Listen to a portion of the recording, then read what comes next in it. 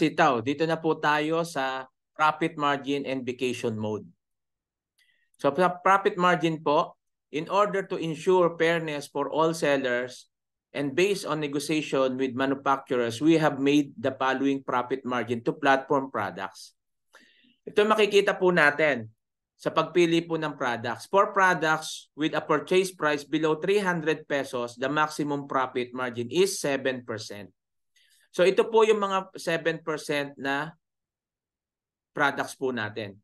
Kung mapapansin po natin, pag pumunta po kayo doon, i-click nyo yung all, di ba? Tapos piliin nyo yung 7%, i-click mo yung filter, lahat ng 7% lalabas po dyan. So yan po.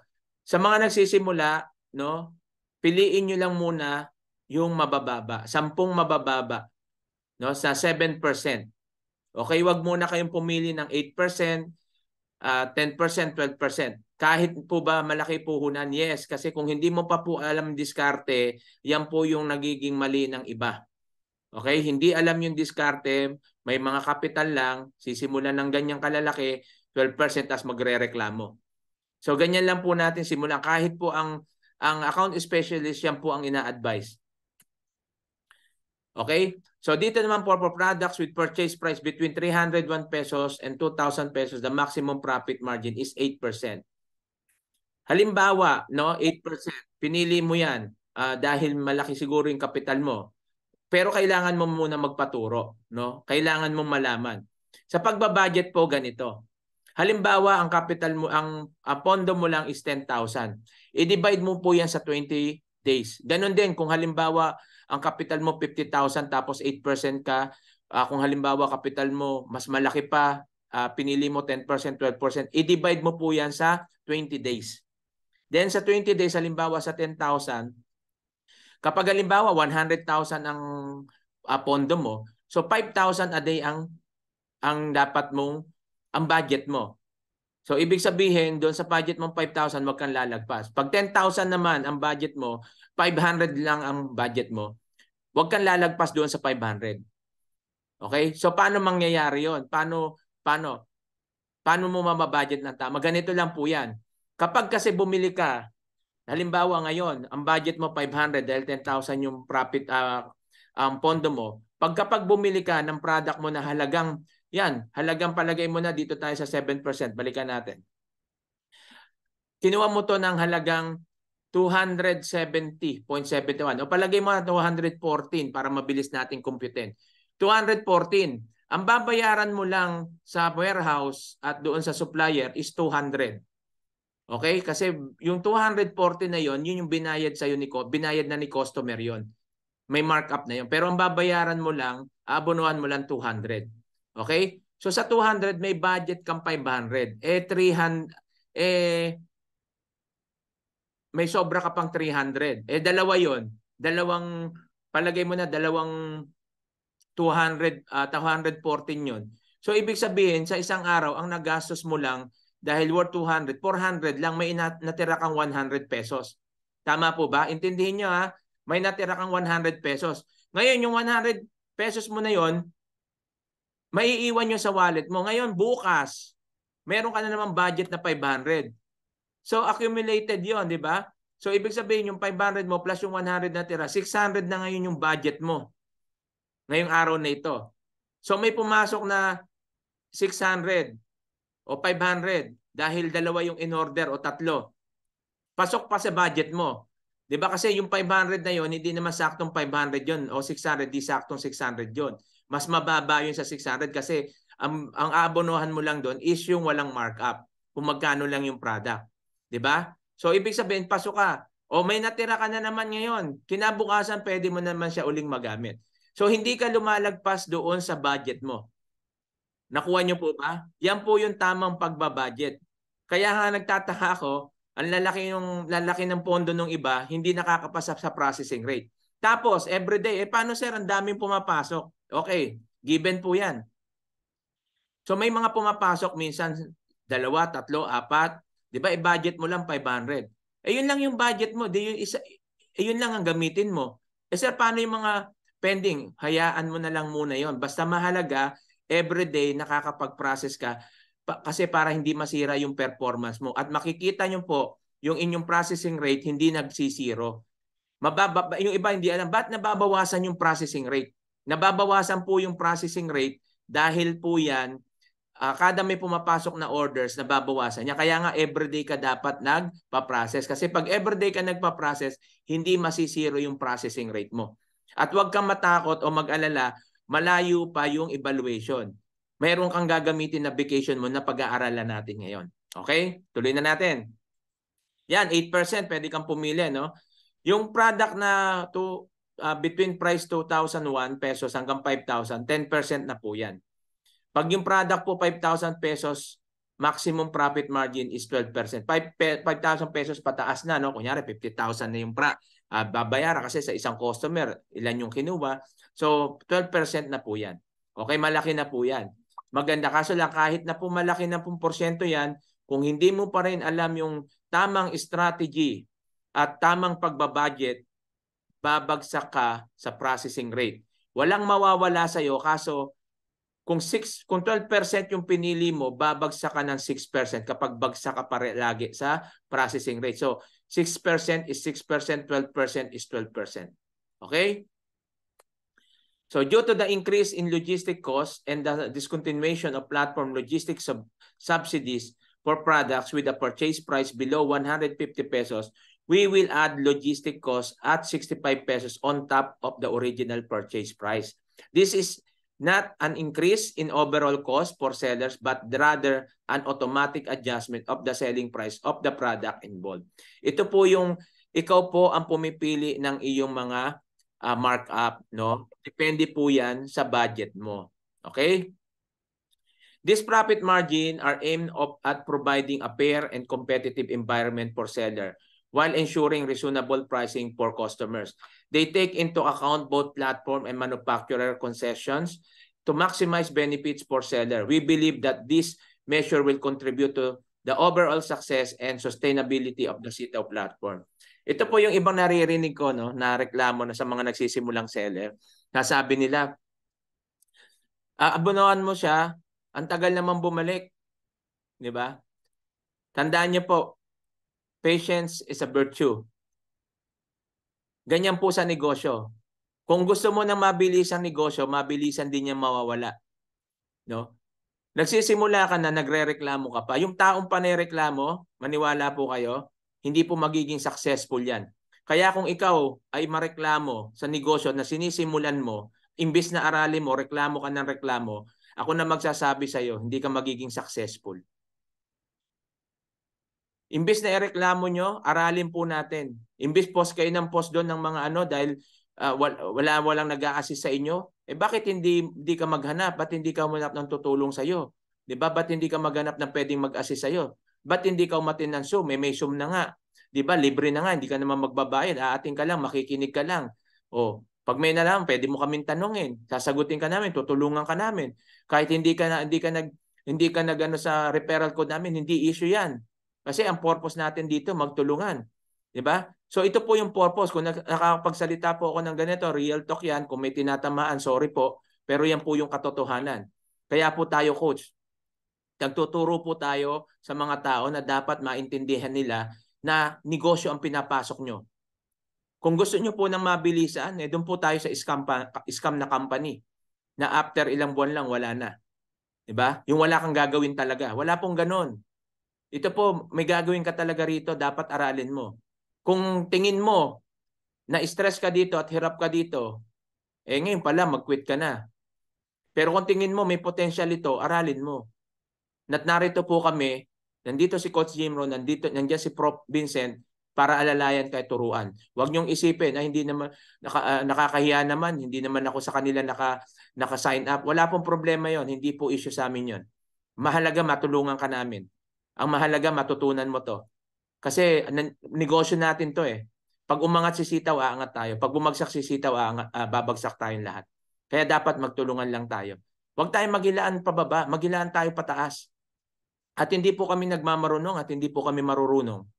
Hindi rin po kami magagaling. Depende sa experience at yung mga karanasan lang namin sineshare. Kung ikaw magaling ka sa amin, mas magaling ka sa amin, okay lang. No? Share your experience, share your strategy. 'Di ba? Kung mas marunong ka sa amin, di mo, ako ginagawa ko yung ganito, nakakapasa naman, do it, walang problema po. Kung di ka makikinig sa amin, wala pong problema. Kaya kung papasok ka po dito, kailangan empty yung battle mo. Kung punong-puno ka, wala ka ng paglalagyan. Aapaw lang, sayang. Kaya kung papasok po kayo dito, empty nyo yung battle nyo para maraming pumasok. Para maraming pumasok sa inyong kaalaman at karunungan. Okay? So vacation mode, dito na tayo. Seller vacation mode rules. Each seller is allowed to activate vacation mode for 7 days. Sa isang buwan po, 7 po yung ating vacation mode. Makinig po, yung mga nandyan. 7 days. Pwede mo yung hatiin, kinsenas, katapusan. So sa amin, ginagawa namin tulad ngayon, 3 days. Siguro gagamitin ko 13, 14, 15. 13, 14, 15, 3 days kong gagamitin at habang naka-vacation mode ako ng 3 araw, lahat ng pending ko, doon ko siya aayusin. 'Di ba? Kasi everyday ako, isa lang depende. Basta everyday ako yung product ko no na nagpa-process ako everyday yan. Then pagdating po nung vacation mode, doon ko po ibubuhos yung ibang mga pondo ko para ma-meet ko yung 55%. Okay? Kasi yung iba, akala nila minimit na, una pa lang minimit na yung 100%, 55%. Magbabawas pa po yan. Ibuhos mo yan doon sa 3 araw mong vacation mode. 13, 14, 15. Ilan yung mabababa doon? Lahat yun kunin mo kasi may pondo ka para doon. Araw-araw. So lahat po yun kunin mo. At makikita mo yan, sa 3 days na yan, hindi bumababa yung vacation mo. Bakit hindi ba bumababa yung vacation mo?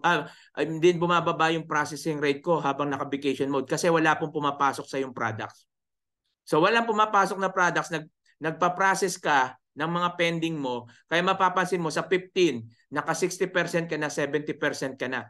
Tapos bago mag-midnight, no? Alam, 15, 11:50, 11:45 i-on mo na yung off mo na yung vacation mode mo.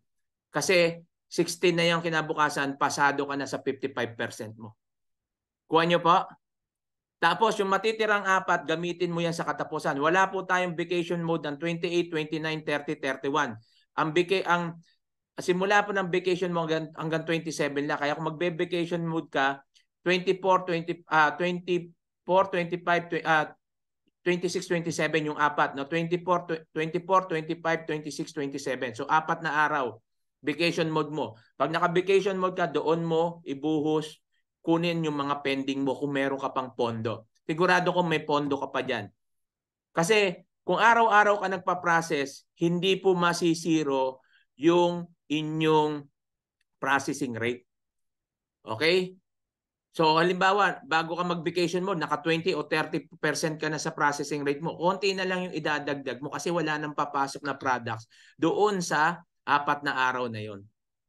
Doon na lang papasok yan pagdating ng mag-automatic na yan ng 28, 29, 30, 31. Okay? So pag doon sa katapusan, wag mong ubusin doon sa process, sa ano mo, sa vacation mode mo. Magtira ka para doon sa 4 na araw naman. 28, 29, 30, 31. Diba? So ganun lang po 'yon. Kasi po ang mangyayari po diyan, magbabalikan na po eh. Sa bago magkatapusan po, yung mga sinimulan mo nung auno, magbabalikan na po 'yan. Kaya may pondo ka na uli. Babalik na po 'yan eh. Babalik na po yung mga inabono mo diyan. Kaya magkakaroon ka na po ng pondo bago matapos yung katapusan. Kaya hindi ka na po diyan ma-short pag sinunod mo yung budgeting. Tsaka huwag kang mag-alala, pwede mo rin gamitin yung isang strategy na doon, kung naka 7% ka lahat, sa 7% lang to. Pag 7% ka, pwede mong gamitin yung 7 days na vacation mode mo kung maliit lang yung pondo mo. Kunyari, 10,000. Gamitin mo na yon. Paano sir, baka bumagsak ako ng second evaluation. Okay lang, kung bumagsak ka ng second evaluation, 7% pa rin yun. Diba? Yung kanina pinag-aralan natin. 7% pa rin. Pero pag may mataas ka, may 12%, 8% ka, wag mong gamitin yon. Wag mo na lahat ibuhos yung 7 na vacation mode mo sa quincenas lang. Bakit? Kasi once na bumagsak ka sa second evaluation, wala ka ng vacation mode, madadamay yung 12% at 10% at 8% mo. Bababa yun. Pero yung 7% mo mananatili. So ayun po yung isang strategy. Okay? So pag hindi nyo pa naintindihan, mamaya pwede kayong magtanong. Matatapos na tayo. When vacation mode is activated, all products in the store will automatically delisted. And the end of the designated vacation period, vacation mode will be automatically deactivated and all products will be automatically relisted. So yan yung sinasabi ko, no? Once natapos yung vacation mode mo, lahat po, no, yung lahat ng naka-publish, lahat naka-unpublish, kasi lahat yan, di ba, vacation naka-unpublish, lahat po yan mapapublish. Kaya doon sa, kung may pinili kang mas mataas na in-unpublish mo at nabayanan mo yon, kailangan ma-unpublish mo agad yon. Kasi pag pinabayaan mo doon, maka may pumasok na orders doon na malalaki, mahirapan ka na. Kasi meron po tayo isang technique dito sa mga bago po dyan. Halimbawa, 10 yung products na pipili mo kasi yan yung minimum. Pwede kang pumili ng 15, 20, tapos yung less than, more than 10, unpublish mo. Pero mas maganda piliin mo lang muna 10. Tapos kung gusto mo magkaroon ng 12% o 10%, pumili ka lang ng isa o dalawa. Tapos i-unpublish mo lang yon. Ngayon, pag sigurado ka na makakapasa ka sa processing rate, saka mo open yon. Halimbawa, isang araw, 15, di ba, 14. O i-open mo na ng 14, yung in-unpublish mo. Ngayon, pag may pumasok na doon, halimbawa sa 12%, pwede, may pondo ka pa, kunin mo yon tapos unpublish mo siya uli. Di ba? Kasi bakit? Kasi sigurado ka na sa 15, pasado ka doon sa 55%. Once na pasado ka sa 55%, makukuha mong buo yung 12%. Isa sa mga strategy. Gets? Okay, tanong nyo lang po mamaya pag hindi nyo gets. Ayan, sinabi ko na to kanina, no? 10 product lang yung piliin natin. So sa withdrawal po, 3 to 5 business days upon approval. Okay? Pero 3 to 5 business days, kasama po diyan kasi yung yung mga holiday. Pero pag wala pong holiday, halimbawa withdraw kayo ng 6 o 7 o'clock, bago man ang halian marireceive mo. Pag mga bandang alas 10 ka nag-withdraw, bago mag alas 3 makukuha mo. Okay? Kung gabi ka nag-withdraw, kinabukasan makukuha mo. So ganun po. Pero pag nag-withdraw ka ng Friday, dahil weekdays, wala pong opisina, walang magpa-process niyan. So Lunes mo na yan makukuha. Pag nag-holiday pa, pagtapos na ng holiday mo yan makukuha.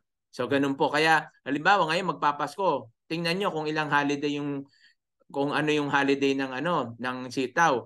So bago mag-holiday, kailangan mag-withdraw ka na. 'Di ba? Para hindi ka na mamroblema doon sa after holiday mo na withdrawin yung iba kasi papasok naman yan tuloy-tuloy. Okay? So sa recharge naman po real time 'yan, no? Ibig sabihin real time pag ginamit mo po yung CoinPH, no? CoinPH, GCash, pinasa mo doon, ano po 'yan? Real time naman po. No, may piso po kasi doon eh. May piso sila sa CoinPH, may piso sila sa GCash. So pwede mo po 'yan, no? Gamitin. Pero kami GCash kasi real time. Ngayon, kung wala kang GCash, depende na lang kung may kamag-anak ka sa Pilipinas o kaya yung iba naman nagdi-deposit doon sa mismong account ng company. Halimbawa, buong 100,000, i-deposit mo yan doon sa wallet talaga. Kasi kami, may mga GCash, hindi namin linalagay buo yung pera namin doon. Kunyari ako, meron akong 50,000, hindi ko yan linalagay doon sa wallet ng sitaw. Nasa GCash ko lang yan. Kung magkano lang yung budget ko, yun lang yung ilalabas ko. Pag sumobra halimbawa ako doon sa budget ko, pag bumalik na yung pera ko, i-withdraw ko yun, ibabalik ko ulit sa GCash. Kung magkano lang yung budget ko na gagamitin, na pambibili doon sa mga products, sa mga item doon, yun lang gagamitin ko. Kasi once may nakikita doon na pera, magdadagsaan talaga yan, yung products mo. At isa pa sa mga technique para hindi magdagsa product mo, mag-message ka kay Leo at sitaw.com at kay Silly doon sa support ticket. Mag-message po kayo na less exposure. Ako ginagawa po namin lahat sa team namin, ginagawa po namin yan. So far, hindi po ako natatambakan ng products. Kasi nagme-message po ako dyan. Nung nakaraan nag-message ako, baka ito mag-message uli ako. No, every week nagme-message po ako diyan na less exposure. Okay? Pwede kayong mag-message yan para yung mabawasan yung pagpasok ng mga orders. Pero minsan hindi yan maiwasan yung mga customer na kung ilan yung bibilin o ilan yung bibisit sa iyo. So nababawasan naman yung order sa akin. Minsan 2, 3 lang pumapasok dahil isang araw. So nakakatulong po yan. Okay? So yun po yung sa mga ibang mga techniques natin. Ngayon sa delivery, 10 to 15 days calendar days, then 3 days after sale. Okay? Ma-confirm yung delivery mo. So sa akin, nagpapasok ka na po, daily po, nakaka-receive na ako ng profit, nakakatuwa, nakaka-excite lalo si Sitaw. Talagang makikita natin na hindi ka kontrolado. Ikaw yung may control sa pera mo. Depende yan kung paano mo siya gagamitin at paano mo siya ibabudget. Hindi kagaya yung mga scam na dropshipping dati, no, na hindi ka makaka-withdraw kapag wala kang recharge doon sa wallet, no. May ganoon yung mga nakaraan na dropshipping na scam talaga. Tapos 3 days lang daw marireceive mo na kaagad yung pera mo. So hindi po totoo 'yon, no, kasi matagal ang delivery. Hindi naman yan, pag in-order mo isang item i-deliver, hindi po yan. Inaantay yan, may cut-off po yan. No, kung ikaw po ay nagla-live selling, alam nyo yan, naiintindihan niyo. Ako kasi meron po ako mga ibang mga product na ginagamit ko po kapag ako po ay may order sa akin ng mga food supplement o kaya car accessories, ipapadeliver ko yan, aabonohan ko yan sa LBC kung COD yan. So minsan bayad na ni customer, aabonohan ko naman yung delivery niya, yung sa shipping niya. Ngayon, kahit na natanggap na ni customer yan, hindi kaagad yan ibibigay ng LBC. Minsan tumatagal 2 to 3 weeks yan. Minsan isang buwan nga umaabot yan. 'Di ba? Tumatagal. So ganun talaga. Kaya ako alam ko yan na hindi ganun kadali, lalo pag malayo, no? Tapos hindi mahanap kung yung tao, yung location, pabalik-balik po yan. Hindi po tinawagan, ayaw sumagot. So may mga delay na nangyayari yan. Kaya kung ikaw nagla-live selling, nagda-dropship ka, alam mo yan, naiintindihan mo yan. Tama? So, ganyan po 'yon. Okay? So, malinaw po 'yan sa atin lahat. No? Kung may mga katanungan pa po tayo, no? Hindi ko napapakita 'tong mga video tutorial kasi napakita naman natin kanina. Ngayon, kung may mga question po tayo, open na po ang floor o open na po ang platform natin to ask questions. So, ganito lang gagawin natin. Naka-open naman po dyan yung anytime pwede kayo mag-unmute. Pero para magkaroon lang po tayo ng disiplina sa pagku-question, meron po dyan reaction. Yung reaction niyan, pag clinic mo may raise hand. Raise hand lang kayo para isa-isa. Kasi once na nagsabay po, hindi tayo magkakaintindihan. Okay, sige, bilisan na natin. Unahin na natin si Sir Arnel Balyaran. Sir Arnel, sige po. Pwede na po kayo mag-unmute. Ayan, sige sir. Ano pong tanong? Opo, good evening po sa lahat. May Yes, tanong lang po sige. ako, sir. Sige sir. Di ba sir, may affiliates tayo sa Opo. may affiliates po tayo. Opo. Ngayon, yung 3% na binibigay ni Sitaw, kasi na-confuse ako, saan ba galing yung 3% na binibigay ni Sitaw? Sa kanya ba yun mismo? Paano? Hindi ba siya nalulugi dyan, sir? Sir, Sa 3% na binibigay niya. wag niyo na pong problemahin yon. Kasi yung binibigay niyang 3%, kung malulugi siya, hindi niya po ibibigay yan. May commission Ah, po yan. So pasalamatan natin dahil yung extra income na yan. Pero kung sasabihin natin nalulugi ba siya, di suggest natin, alisin. Gusto niyo? Kasi, na-confuse lang ako. di Kasi ba? daming nag-affiliates eh. Opo, di ba? So hindi po Opo. yan, andyan na pala si Prof. Vince. Yan, okay. Yan, sige. Sir, Ikutin yan. lang na, So yan, sige. sagutin ko po sir, yung sagot ni Sige, Sir sige, sige, sir. Arnel, Sige, no? Prof. Sige, Prof. Okay, bilang dropshipping po, yung mga product po na nakikita natin sa product warehouse ng Sitaw is the same as the product na inexplain ko yesterday po, no, doon sa nakaraang webinar kung paano nga ba umiikot, paano nagsosource ng product. So yung experience ko prior to dropshipping business model, nag-aangkat po ako ng kumbaga naglilipat ako ng produkto mula sa Alibaba, Rakuten, Amazon papunta doon sa aking dropshipping store. Kapag nasa store ko na po yung mga product na yon, tinutubuan ko na po yon. So ang tubo ko po doon ay 150 or more than 50%. Bakit? Kasi meron na akong binabayarang website, domain, hosting, integrator, mga team, meron pong mga bayad yung mga yon. Marketing, may mga bayad yon. So everything po na kukunin ko doon sa Alibaba, AliExpress, and other platform ay pinapatungan ko po yon. Ngayon, yung question po ninyo kung sino ang nagbibigay ng 3%.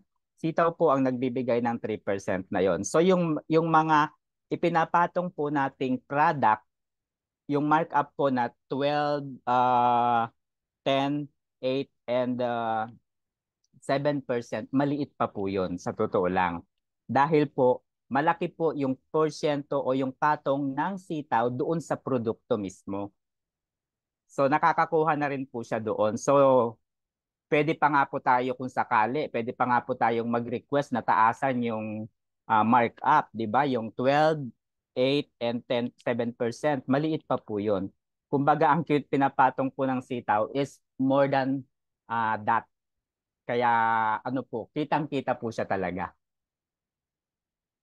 Opo. Nagigets niyo po yung Opo. logic. Nag-get ko na po. Opo. Maraming So salamat ayun po. po Nasagot po 'yun. yung tanong ko. Opo. So doble-doble po yung Sige, kinikita Prof. ng sitaw. Opo. Maraming salamat po. God bless po. Yan, maraming salamat Prof. And Sir Arnel, maraming salamat sa tanong mo. Yan, di ba? So, nasagot naman, no? Tsaka hindi naman gagawin niya ni Sitaw kapag nalulugi siya. Wala naman sigurong company na magbibigay. Siya yung nagbibigay niyan para sa atin. Hindi yan babawas sa affiliates niyo. O hindi yan kukunin sa iyo kung ikaw yung affiliates, hindi yan kukunin sa iyo. So, tuloy-tuloy lang yun. Kaya, kung masipag naman yung iyong nag-invite sa iyo, bonus na yan ni Sitaw sa kanya.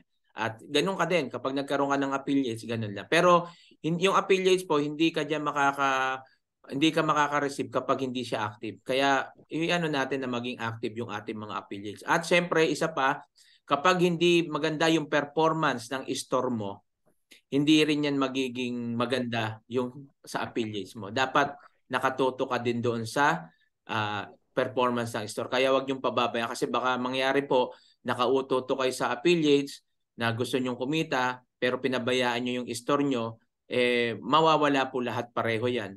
No? Pati affiliates mo. Kasi yung performance ng store mo, napabayaan mo na. So, binigyan lang po tayo ng nisitaw ng another parang opportunity na kumita para na dahil tinutulungan natin siya na makakakita ng mga seller. Yan. Yan, satisfied naman si Sir Arnel. Maraming salamat Sir Arnel sa iyong mga tanong. Pag meron lang, sige, message ka lang dyan. Sige po, meron pa po ba? Raise hand lang po. Hello, Coach. Good evening po. Sige. Sir Romy, sige po. Meron na kasing nalagay sa isip ko po, Coach. Di ba yung matatanggap natin na mga yung nagbabalikan na pera sa wallet natin. Apo. Tapos, di ba, example, kung meron ako isang account pa, pwede ba siya ma-transfer direct or kailangan po siyang ilagay sa GCash tapos ilagay doon sa kabila? Wala po ba siyang direct na sa kabilang account mo? Wala po. Bali, sa ngayon po, Sir Romy, wala pang gano'n. So, tingnan natin sa mga susunod na gagawin ni Sitaw. Pero ngayon, kung halimbawa gusto mong gamitin yung bumabalik sa yung pera do sa account mo, kailangan mo withdrawin. I-withdraw mo talaga. Bilis naman po yung withdraw. Sige, sir. Ang suggestion ko po, sir, sana wag ganun gawin ni Sitaw yung ganun. Bakit? Kasi kapag ang pera po kasi nandun na sa wallet natin, wala tayong control. Magagamit natin yung nandoon.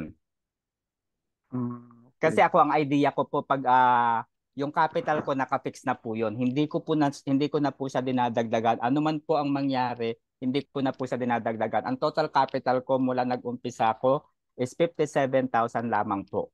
Hindi ko na po yung dinagdagan kahit piso, kahit 10 piso, hindi ko na po yung dinadagdagan. At kung magkaroon man ako ng mga withdrawal from my affiliate saka dun sa second account ko, hindi ko po yun talaga pinapasok. Bakit? Kasi kung ganun po ang mangyayari, hindi po ninyo ma-feel na kumikita kayo eh. Tama. Ang lagi po ninyo nasa isip, bakit ako pasok ng pasok? Bakit ako pasok ng pasok? So dapat i-feel din po ninyo na meron kayong nawi-withdraw. Kumikita, Oo, para magkaroon po kayo ng motivation. Kasi kung ganun po nang mangyayari, isip ninyo, ay wala na akong ginawa kundi magpasok. Lecheng mga processing rate na yan. Di ba? Hindi nyo na po maiisip yun. Ang nasa isip nyo na talaga, kumbaga, negative na. Kumbaga, nasa isip nyo, hindi naman pala kikita dito. Wala na akong ginawa kundi magpasok. So, dapat din may control din po tayo doon sa, wag din tayong pasok ng pasok. Yun, okay. So, yan po, no? Kaya po tayo may budgeting. Diba? Tama po, no, Prof? No? Kaya tayo may budgeting para ma-budget natin ng tama.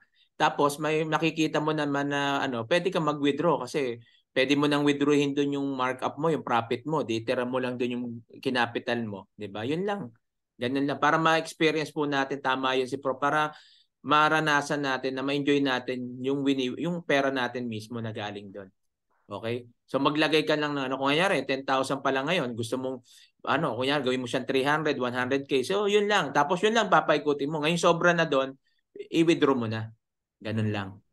Sige, Mama Hazel, pasok. Thank you, Sir Romy. Nasagot po ba, Sir Romy? Yung Opo. Tama. okay, answer. Okay, clear. Sige, Ma'am Hazel, tanong po. Good evening po kay Prof. at saka sa'yo po, Coach. Yes, good evening. Itatanong ko nabanggit po kasi ng about nung nagtanong po at saka ni Prof. tungkol sa second account. Pwede po ba yun na na kung gagawa ka ng second account, nakapangalan pa rin kayo? Pwede po ba yun? Pwede naman po. 'Di ba, Prof? Pwede naman kasi si Prof ginawa naman 'yun eh. Opo, pero yun po no, yung sa akin, ang sa akin po kasi ang ginawa ko is pangalan ko pa rin kasi bank account ko po yun. It really makes sense. Kasi ang nasa isip ko kasi magkakaroon lalo ng question kung ibang pangalan ko pero bank account ko.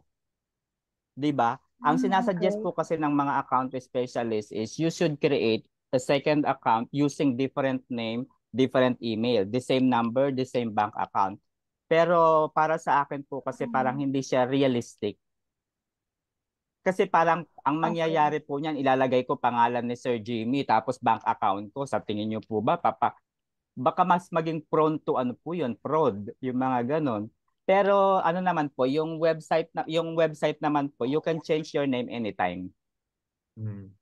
So sa akin Opo. din, no, may second account ako, pangalan ko. Tapos pwede mo naman palitan yung, kunyari, kahit na pangalan mo yung una linagay mo doon, tas na okay and verified na yung shop mo, pwede mo naman palitan yun ng ibang pwede pangalan. naman po. Opo, pwede naman. Thank you. Opo, pwede naman po yun. Pero advice lang, no, bago kayo gumawa ng second account nyo, make sure na alam nyo na po yung pasikot-sikot tsaka yung diskarte, no, para baka mahirapan kayo sa pag-manage, no. Kailangan siguro mga 1 buwan, 2, 3 buwan ka muna bago ka nung second account mo para at least alam mo na yung gamay mo na, yung hindi ka na mahirapan sa pagmamanage ng budget mo. Okay? So yun. Ayun po yung suggestion namin. Yes, ma'am, maganda po 'yun, Ma'am Hazel. Okay 'yun, maganda 'yun. Thank you, Ma'am Hazel. Yes po. Yan, meron pa po ba? Mga tanong?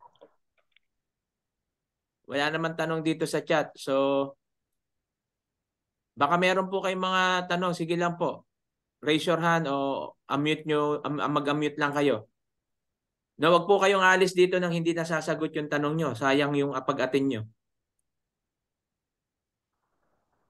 Wala na po ba? So, naintindihan nyo po yung kanina yung presentation ko. Kaya, dalawa lang yan no? Maaring naintindihan, maaring hindi. Dalawa lang yan. Hello, Coach. Yan, ito si Ma'am Ana. Napilitan. Okay. Ma'am Ana, sige po, sagot. Sagot tanong. Hello Coach, good evening. Good Itatanong evening. lang sana ako kasi po, yung account ng sister ko, kumbaga hindi niya minanage, tapos pinasukan ko ng ako nag-manage. Pwede bang Okay. palitan ng pangalan ko yung account niya? Yes, Yes pwede po. Yes po, pwede po. Thank you. Okay. Pwede, ma'am. Punta ka lang ka sa manage profile, tapos palitan mo lang yung pangalan. Palit mo yung pangalan mo. Okay lang yun. Wala namang problema. Thank you po, Coach. You're welcome. Yan, meron pa Hello, po ba? Coach. Meron pang isa, Coach. Sige. Sige, Sir Romy. No problem. Sige lang. Ano tanong pa? Di ba ngayon ang best, mamayang 12 midnight po ang best na yung vacation mode. Tama pa ba? 12. Pwede. 12 na nga po pala mamayang madaling araw po, no? Pwede na po kayo nagbakasyon. 12, 13, 14, 15. Yan, ang 4 na araw bago mag-holiday. So sigurado po yan. Yung mga bagong create ng account, makakapasa yan sa processing rate. Andito po ba yung nagtatanong kanina sa GC? Sino po? Si Shem ba yun? Shem? Nandito po ba yan? Nagtatanong sa GC? Oo. Yung Shen. Si Jan Shen ba yun? Kung nandiyan ka pa, Sir Jan, magsalita ka lang dyan. Ayan, si Ma'am Karen, tanong po. Ma'am Karen, sige po. Acknowledge po kayo. You're acknowledged na. Hello Sige, ma'am. po, good evening po sa lahat. Good evening, ma'am. Sige Naririnig na po. po. Yes, loud and clear. Ano po? Nung Saturday po kasi, nung Saturday po ako nag-start ng store. Okay. Tinulungan po ako ni Ma'am Jovi. Opo. Okay. Tapos po, nag-recharge ako ng 20,000. So yung Okay. 20,000 na yon budgeted siya sa 20 days. Oh, yes. Nung ano po, medyo na-excite po kasi ako na-excite ako. Tapos lumagpas na po ako dun sa lumagpas na po ako sa budget ko Budget. na 1,000 daily. Okay. Opo, so ang tanong ko po, next pick up ko po ba ng items, pwede po bang lower na ng 1,000? Yes, pwede Para po. lang Para umabot mabawi. siya ng 20 days, yung 20K. Yes po, para mabawi mo yung Okay. susunod na yung mga na-excite ka. Ayun po yung nagiging problema natin pag na-overexcited tayo. Opo, No, Prof, no? ganun po yung nangyari doon sa Opo.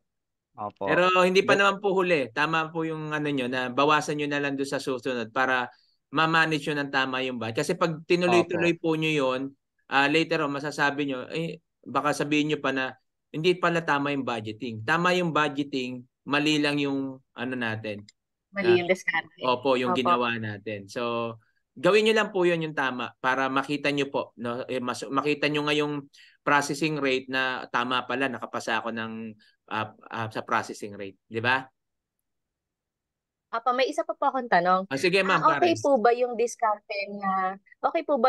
diskarte na ginawa ko na ang ginawa ko po kasi pinili ko yung mga maliliit na amount, mga 3 orders po siguro yon.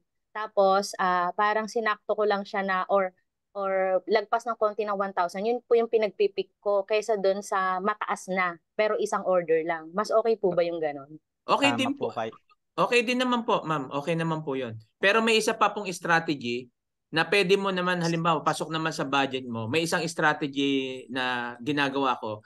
Inuuna ko yung malalaki. Kunyari, halagang 600, 400, 300, 500.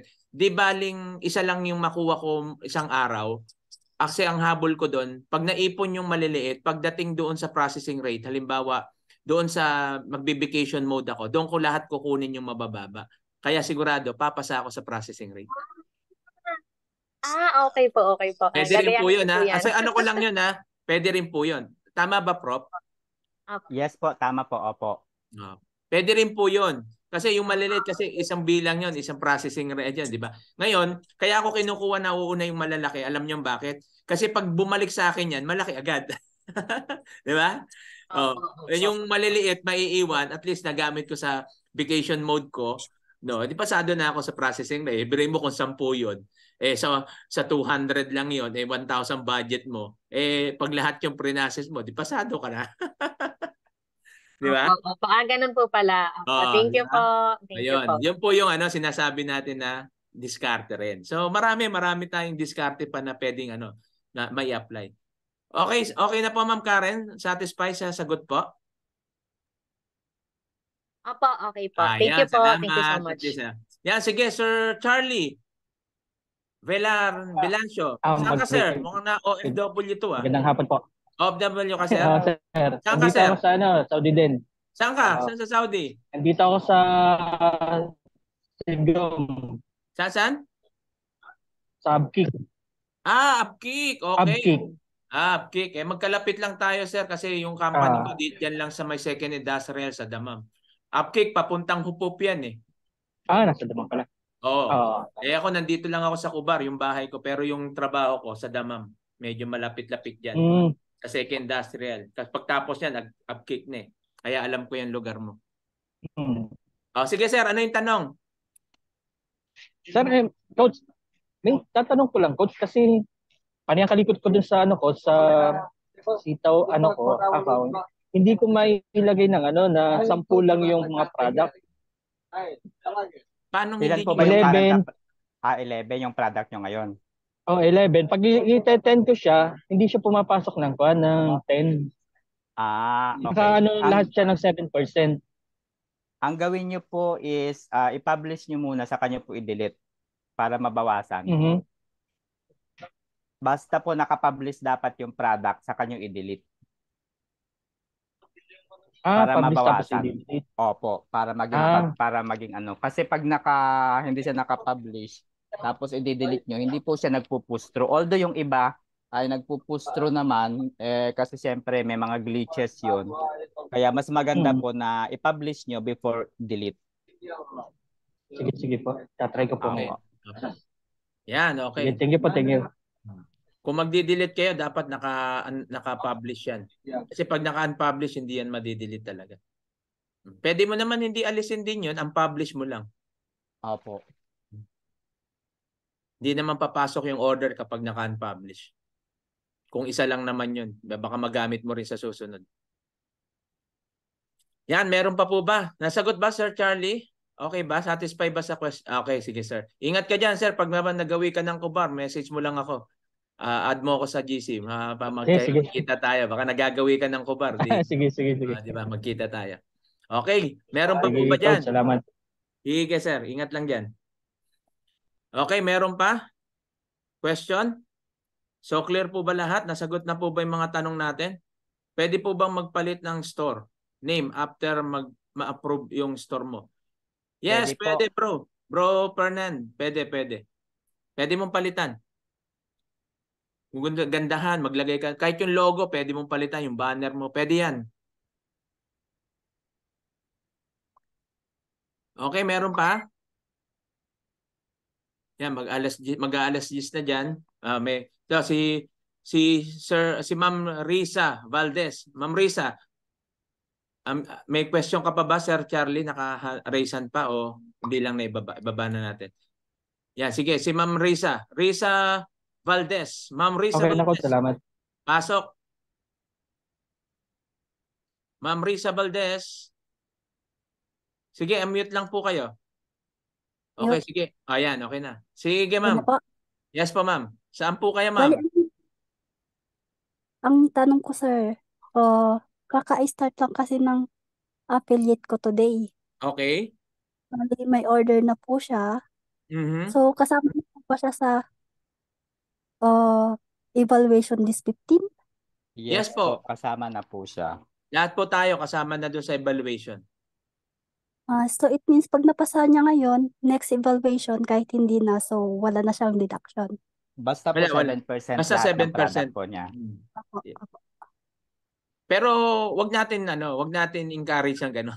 Siyempre mas encourage natin na may pasanyagi niya yung 55%. Opo. Kasi tulong natin sa company yun eh, di ba? Oo, saka lahat naman po ng matatanggap nating orders, tayo rin naman po yung may kita doon. Kita po natin lahat 'yun. Kaya kung may pera tayo, kung kayanin nating i-process lahat ng 'yon, siyempre lahat 'yon papasok sa account din naman natin. Yes. Tsaka hindi masasayang yung araw nyo na pinaprocess nyo yun, di ba? Kasi kung everyday yung paprocess mo, papasok din sa'yo after 15 days, di ba? So sayang din yun. Tsaka yung strategy na tinuturo natin para ito sa mga low budget. Kung halimbawa may kakayanan naman at may kaya naman ipasa yung processing rate, wag natin silang encourage na okay lang hindi mo maipasa yung processing rate ganito kasi ano naman yan, pasok ka. Hindi po ganoon, no? Kasi dapat ma-motivate natin sila na magawa nila talaga yung tama. Ngayon, kung talagang kulang yung budget, tinuturo naman natin, hindi naman tayo, transparent naman kami ni Prof. Vincent, tinuturo din naman natin yung low budget, wag mong pilitin. Ito lang talaga. So, 'di ba? Kung hindi ka makapasa dito, okay lang kasi yan lang yung budget mo. Pero kung may kakayanan, wag natin encourage, kahit may kakayanan, sige lang, okay lang hindi ka makapasa niya kasi violation po 'yun. So, yung performance ng store mo mababawasan kasi may violation ka. 'Di ba? Opo. Yun po 'yun, nililinaw lang natin, ano? Clear lang po itong natin. aking mga kaya lagi po akong late nitong mga nakaraang araw. Kasi nawiwili po akong bumili sa SM.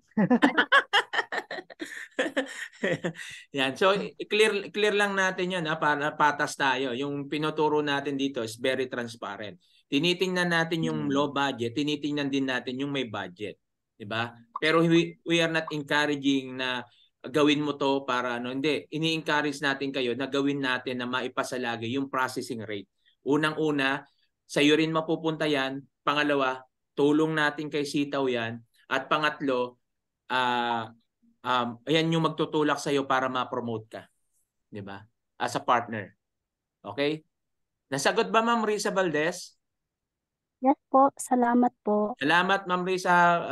Ano lang ha, yung kahit yung affiliates mo, papasukin mo rito para pwede siya magtanong. No? Encourage natin, no? Para nang sa ganun, mas marami pa silang matutunan. Yan, si Ma'am Awim. Hindi ko alam kung babae o lalaki to. So lagay kasi natin tunay na pangalan para... Yan, sige, Awim. Pasok po. Acknowledge na po. Ma'am ba o sir? Ma'am. Okay, ma'am. Ma'am Awim, sige Hello po, po. good morning. Good morning po. Actually, yung akin, sir, hindi siya, parang site observation ko lang. Sige po. I just started last Saturday. Apo. Tapos, actually, mayroon naman akong budget para pang sa kanya. Pang-process. Pang-process. Ngayon na-excite ako. Parang, ko lang to sa mga kung sakaling bago. So, lahat ng order ko, prinasis ko. So, ang limit ko kasi is, di ba sinasabi nyo na babudget mo yung pera for 20 days. 1 to 20 days. Yes. Apo. Para sa kumasya. Para next, pang 21 mo may another budget ka. Sa akin kasi, binudget ko for 15-30 yung yung capital ko para next na cut off. Pumasa pa rin ako sa processing rate. Kung doon sa mga bago, if ever nahirapan silang ganyan kasi bawa na excite. 'Di ba yung mayroon tayong vacation mode? Pwedeng gamitin yun kung halimbawa na process nyo na yung, for example, ang budget mo naubos ngayon kasi para hindi bumaba yung processing rate, kailangan kumbaga i-close mo na yung store mo para wala nang pumasok na order. Hindi po i-close. Nandoon ka na. Vacation mode. Vacation mode. Yan. Sorry. Sorry. Kumbaga, hindi parang karaniwang kasi yun kasi yung pinakasimple eh. Hindi naman i-close parang kung sa Philippines tayo. Bakasyon mo lang. Magsara ka muna ng tindahan for bawa today is 11. Sorry. Nasa 11, tama, ibang 11. planeta kasi ako kaya 11 pa lang sa amin. So, 12 ngayon sa Philippines. So, for example, naubos mo na yung pera mo for budget mo hanggang 15. Hanggang 15 kasi yung budget mo, naubos mo na kasi para makapasa ka sa processing rate, mag-close ka ng tindahan mo. Wag ka na, kung naubos mo na yung mo, kasi wala ka nang ibabudget hanggang 15 kasi kung pumasok ng order kasi doon, mababawasan yung processing rate mo kasi doon naka-base yung performance mo eh. So, yun lang yung ko, kung nahirapan is 15, dalawa kasi yung kasi ang balik pa kasi ng pera is sa pang 21 days mo pa for sample. 21, so sa 21 pa, pwedeng, kaya nahirapan yung iba bumabagsak kahit 10,000 lang yung Ang gawin nyo is, yung 5K, i-budget mo hanggang 1 to 15, yung 5K, 16 to 30 para makapasa ka doon sa processing rate. Tapos, kung na-reach mo na yung processing rate, para hindi bumaba ulit, gamitin mo yung vacation mode. Ang tanong ko, sir, is, di ba 7 vacation mode yun? Oo. 7 Ilang times. days? Oo. Bawa, nag-vacation mode ako ngayon. Pwede ko ba siyang, halimbawa, yung isang vacation mode ko is, gamitin ko siya, ilang araw ang tagal nun, everyday ba dapat i-on mo? Or, sample, mag-off ako ngayon, magsasarada akong tindahan, magbubukas ako sa 16. Kasi, yung 16 ko is next na yun ulit eh. For next evaluation. Kasi yung budget ko for 1 to 15, kasi, ang inisip ko kasi, bakit ko pa patatagalin yung aking mga order processing para paabutin ko ng 15, i-process ko na ngayon para tumatakbo na yung days, 'di ba? Oo, pwede para rin po yun. Oh, oo, yun. Kasi, ano ko lang to kasi, hindi lang kasi anak ko sir eh. Accounting kasi ako. So, when I work in the Philippines, nag-manage ako ng 18 companies. Sa budgeting kasi ako. Kaya, sinabi ko para makatulong dun sa ibang bago. Kasi, Oo, tama. oo. Ano ko lang, parang kung kailangan nyo ng tulong ko, if ever, message nyo lang ako. Kasi ngayon wala pa akong work. So, nag-ano muna ako ng sideline. Actually, ang budget ko is, sabi kasi ng ibang mga di ba? Nag-loan kasi ako. Actually, yung loan ko is, malaki kasi yung credit line ko sa G-Credit, saka sa G-Loan. So, if ever gusto nyo, wala kayong capital, tapos mayroon kayo, kasi kinompute ko siya. Sa G-Credit is 5% per month yung kanyang interest. So, kung ikaw ay mag-ilo-loan mo yun, sa 30 days, 5%. Kung halimbawa na, like me, nangutang akong 10K kasi, so 500 lang yun. So, kung 7% ako kay Sitaw is, may tubo pa rin ako. At least, kumbaga, dahil wala akong kapital, di ba? Kasi kung mangungutang ka nang wala, hindi naman kikita yung pera mo, useless. So, be wise. Para, pagdating, kung sakali kasi bago mag-due kasi yon ng 30 days, bumalik na sa iyo yung pera mo di ba? So, ibayad mo ulit kay G-Credit para para hindi ka magkaroon ng penalty. Then, pag may another purchase ka, so, utang ka ulit. So, ganon. Ano ko lang yun sa iba. Tapos, ganon din yung aking G-Loan. Sa G-Loan ko is may 25K. So, ang interest lang nun is for 12 months is 2.59%. So, tuwo pa rin ako. Kahit sabihin mo na i-process mo yung mga maliit or malaki ganyan. Pero dapat, kung na-reach nyo na yung processing rate nyo, pag hindi gagamitin yung vacation mode, papasok yung order. Correct. So, liliit at liliit yung processing rate, kaya bumabagsak yung iba. So, kung wala ka na kayong budget, wag nyo i-vacation mode, or kaya, kasi inaral ko yung system eh. Very, very naman siya, friendly user system ni Shato. Kasi ako, dati, pag mga ganyan kasi, explore din. Magtanong kung hindi Pero, very friendly user si Shato. Yung iba lang talaga is, hindi sila gusto spoon feed. Pero okay lang naman yun kasi, business naman to. Yung akin kasi is, gusto ko lang, tricky. Yung system. Tricky yung system, pero kung pag-aaralan mo, you can mamamanage po siya. Tricky lang talaga siya. Click lang naman doon. Kasi pag wala namang doon eh. Hindi naman kasi siya na-i-edit yung pag-clinic mo yung system. Ang pwede mo lang naman i-edit doon is yung setting ng company mo tsaka yung profile mo. The rest hindi naman. So kaya click lang din. Pwede para makita nyo kung ganito ganyan. Tapos kung iniisip nyo na, napansin ko kasi doon sa iba, ang laki na nung kanilang, di ba, total sold. Doon kasi sa iba yung total sold is, pati kasi yung past due kasama doon.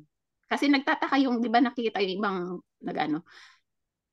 yung iba kasi, doon kasi sa past due, ay sa total sold, kasama kasi yung past due doon kahit pre-nasis yun ni Sitaw, sa'yo pa rin yun. Kasi kumbaga pumasok sa store mo yun eh. Kaya lang, hindi, So kaya nagtataka yun, bakit hindi siya nakadagdag doon sa profit mo. Tapos kung nahirapan doon sa profit kasi na pumapasok sa inyo, kasi yung iba confused sila, makikita nyo naman eh, ito yung pumasok nyo na pera, ito yung binayad nyo, less nyo doon sa, kung ano yung, kasi pag doon kasi sa dashboard, kasi kumbaga summary na yung nasa dashboard. Pero pwede nyo kasing malaman doon mismo sa, di ba may history siya, doon sa mo na, di ba may pending, may delivered, may shipment, tas may overdue. Kung makita nyo doon, di ba makikita mo naman doon kung sino yung confirm. Halimbawa, na-process mo na lahat, confirm, tapos pick up. May notification siya, di ba? May home, may category, may notification, tsaka may account. Doon sa notification, kasi walang nakalagay doon sa, yung notification kasi parang yun ang kanilang tracking. Yun yung tracking mo. So makikita mo kung kung nakapick mo na yung yung mga product mo na prinoses, kung ano na yung kanyang status kasi nakalagay daw doon sa ship. So ibig sabihin, although doon naman sa pag pumunta ka sa account mo doon sa order mo, sa product mo, makikita sa order pala, makikita mo doon kung na-confirm na pick na. O yung iba, kung nagtatanong sila, paano daw malalaman kung magkano yung ito yung sales. Makikita din naman doon. Very, very siya. Siguro yung iba kasi, hindi sila masyadong tigil. Pero for sure naman, maaaral din. Kaya lang yung iba kasi nagiging negative yung impact. Pero okay naman. So yun lang po yung aking masasabi doon. Opo. Kasi ako, mag-close na po kasi ako ng tindahan ko. So yun lang. Kasi kung yun lang po. Kung Opo. inano ko kasi baka yung iba kasi narinig ko doon kulang kami ng budget. So dahil ginagamit nyo ang GCash palagi, for sure, mayroon doong na pwede nyo gamitin. Kasi kahit may ganun ang interest, tubo pa rin kayo. Pero at least lang, kung mayroon kayong mga pin orders, pwede nyo gamitin. Actually, ma'am, tama kayo doon sa una yung doon sa isa nyo na point, no. Meron akong isang product na pinrocess ko na siya noong December 1. Ang halaga po noon is 38,000. So by 20 sa second evaluation, pasok na po yun. Meron na akong budget sa second evaluation doon sa 38. Tapos ibabagsakan ko siya sa second evaluation, papalitan ko ng 7% na yun. So yung 38% na yun, yung 38,000 na yun nababalik plus yung interest nun na magkano, mga 3 plus. Diba? So sir, yung madadagdag na yun. Opo. Kaya ngayong ginawa ko, sabi ko,